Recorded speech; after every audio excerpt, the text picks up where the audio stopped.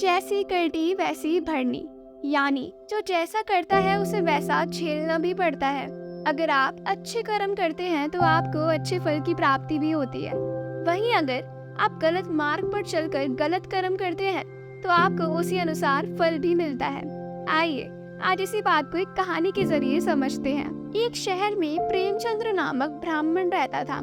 उसकी पत्नी बहुत ही सुंदर थी, किंतु वह दूसरे व्यक्ति से प्रेम करती थी। वह अक्सर अपने प्रेमी को अच्छे अच्छे पकवान बनाकर खिलाती थी।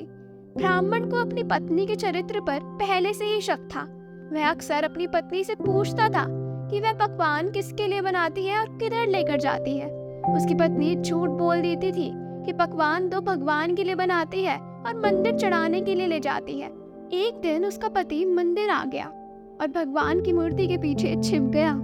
ब्राह्मण की पत्नी मंदिर आई और पूजा करने के बाद भगवान से बोले, हे भगवान, मेरे पति को अंधा कर दे। प्रेमचंद्र मूर्ति के पीछे सब सुन रहा था और ब्राह्मण आवाज बदलकर बोला, तुम घर जाओ, अपने पति को खूब मीठे मीठे पकवान बनाकर खिलाओ, इससे उसे मधुमेह की बीमारी हो जाएगी, वह धीरे धीरे खुद ही अंधा हो जाएगा। ब्राह्मण की पत्नी को लगा सचमुच भगवान ने उससे यह बात कही है। वह प्रसन्न होकर घर आ गई और प्रतिदिन अपने पति को मीठे मीठे पकवान बनाकर खिलाने लगी।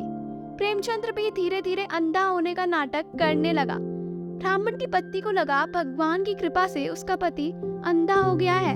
अब वह अपने पति को अंधा समझकर उसी के सामने अपने प्रेमी को घर बुलाने लगी।